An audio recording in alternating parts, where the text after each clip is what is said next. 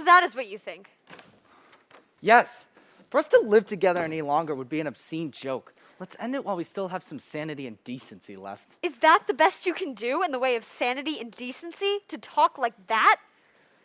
You'd like to cover it up with pretty words, wouldn't you? Well, we've had enough of that.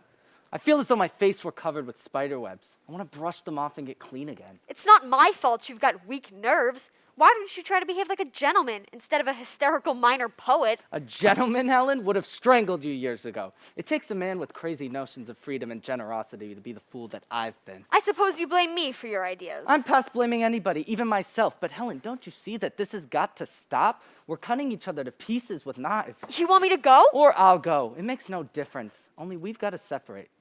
Definitely and forever. You really think there's no possibility of our finding some way? We might be able to find some way. We found some way, Helen, twice before, and this is what it comes to. There are limits to my capacity for self-delusion. This is the end. Yes, only... Only what? It seems such a pity. Pity? The pity is this, that we should sit here and haggle about our hatred. That's all there's left between us. I won't haggle, Paul. If you think we should part, we shall this very night. But I don't want to part this way. I know I've hurt you. I want to be forgiven before I go. Can't we finish without another sentimental lie? I'm in no mood to act out a pretty scene with you. That was unjust, Paul. You know I don't mean that. What I want is to make you understand, so you won't hate me. More explanations. And I thought we had gotten tired of them. I used to think it possible to heal a wound with words, but we ought to know. They're like acid in it. Please, don't, Paul. We shall never hurt each other again. Won't you listen to me? Go on. I know you hate me. You have a right to. Not only was I faithless, but I was cruel. We've gone over that 1,000 times. Yes, I've said that before. And you've answered me that that excuse might hold for the first time, but not for the second or the third.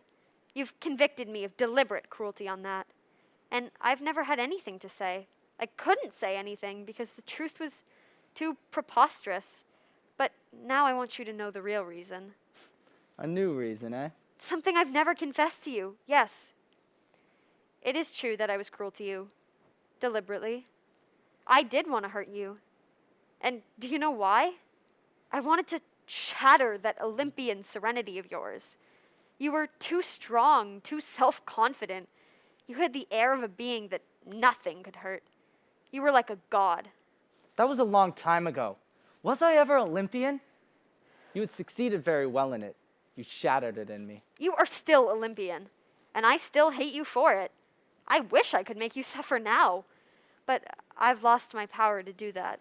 Aren't you content with what you have done? It seems to me that I've suffered enough recently to satisfy even your ambitions. No, or you couldn't talk like that. You sit there making phrases. Oh, I've hurt you a little, but you'll recover. You always recovered quickly. You aren't human. If you were human, you would realize that once we were happy and be a little sorry that all that is over. But you can't be sorry. You've made up your mind and can think of nothing but that. That's an interesting and novel explanation. I wonder if I can't make you understand. Paul, do you remember when we fell in love? Something of the sort must have happened to us. No, it happened to me. It didn't happen to you.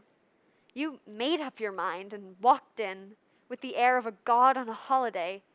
It was I who fell, headlong, dizzy, blind. I didn't want to love you. It was a force too strong for me. It swept me into your arms. I prayed against it. I had to give myself to you. I had to, even though my heart was no longer in my own breast. It was in your hands to do what you liked with. You could have thrown it in the dust. This is all very romantic and exciting, but tell me, did I throw it in the dust? It pleased you not to. You put it in your pocket. But don't you realize what it feels like to know that another person has absolute power over you? No, for you have never felt that way. You've never been utterly dependent on another person for happiness. I was utterly dependent on you. It humiliated me, angered me. I rebelled against it, but it was no use. You see, my dear, I was in love with you, and you were free, and your heart was your own, and nobody could hurt you. Very fine. Only it wasn't true, as you soon found out. When I found it out, I could hardly believe it.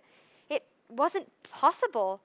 Why, you had said 1,000 times that you would not be jealous if I were in love with someone else too. You were the one who put the idea in my head. It seemed a part of your superhumanness. I did talk that way, but I wasn't a Superman. I was only a damn fool. Paul, when I first realized that I might be hurting you, that you were human after all, I stopped. Yes, that time. Can't you understand? I stopped because I thought you were a human like myself, suffering like myself. It wasn't easy to stop. It tore me to pieces, but I suffered rather than let you suffer.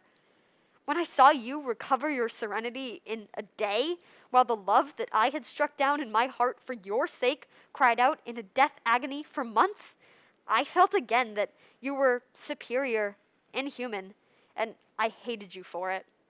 Did I deceive you so well as that? And when the next time came, I wanted to see if it was real, this godlike serenity of yours. I wanted to tear off the mask. I wanted to see you suffer as I had suffered. And That is why I was cruel to you the second time. And the third time, what about that? Oh, I can't talk about that. I can't. It's too near. I beg your pardon. I don't wish to show an unseemly curiosity to your private affairs. If you were human, you would know that there's a difference between one's last love and all that have come before.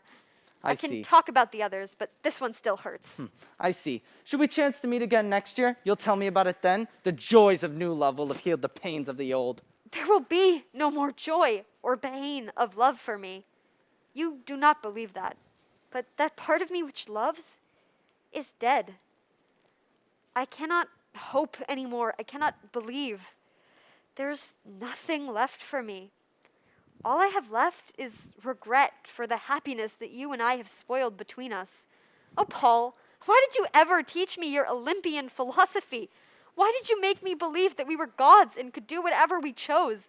If only we had realized that we were only weak human beings, we might have saved our happiness. We tried to reckon with facts, Helen, the facts of human nature. People do have love affairs within love affairs. I was not faithful to you. But you had the decency to be dishonest about it. You did not tell me the truth, in spite of all your theories. I might have never found out. I trusted your beliefs and flaunted my lovers before you. I never realized... Be careful, my dear. You're contradicting yourself. I know I am. I don't care. I no longer know what the truth is. All I know is that I am filled with remorse for what has happened. Why did it happen? Why did we let it happen? Give it back to me, Paul. But, Helen, do you... Yes, our old happiness. We can have it again, once more, just as it was. Do you really believe that we can just... Give it back to me, Paul. Let me think. Oh, you're thinking. I know. Think, then. Think of all the times that I've been cruel to you. Think of my wantedness, my wickedness. Not of my poor, tormented attempts at happiness. My lovers, yes. Think hard and save yourself from any more discomfort. But no, you're in no danger. What do you mean? You haven't believed what I've been saying all this while, have you? Almost. Then don't. I've been lying. Again? Again, yes. I suspected it. Wise man. You don't love me then? Why should I? Do you want me to? I make no demands upon you. You know that. You can get along without me. Why not? Good. Then I'll tell you the truth. That would be interesting. I was afraid you did want me, and I was sorry for you, Paul. I thought that if you did, maybe I would try to make it up to you by starting over again, if you wanted to. So that was it. Yes, that was it. And so... You needn't say any more. Will you be going or shall I? I'm going, Paul. But I think, since we may not chance to meet again this time next year, that I'd better tell you the secret of that third time. When you asked me before, you cried, and I said I couldn't talk about it. You mean... Yes, my last cruelty. I had a special reason for being cruel to you. Shan't I tell you? Just as you please. My reason was this. I had learned what it is to love. And I knew that I had never loved you. Never. I wanted to hurt you so badly that you would leave me. I wanted to hurt you in such a way as to keep you from ever coming near me again. I was afraid that if you did forgive me and take me in your arms, you would see me shudder and see the terror and loathing in my eyes. I wanted, for even then I cared for you a little, to spare you that. Are you going? Did you notice the date? It's the 18th of March. Do you remember what day that is? We used to celebrate it once a year. It's the day of our first kiss.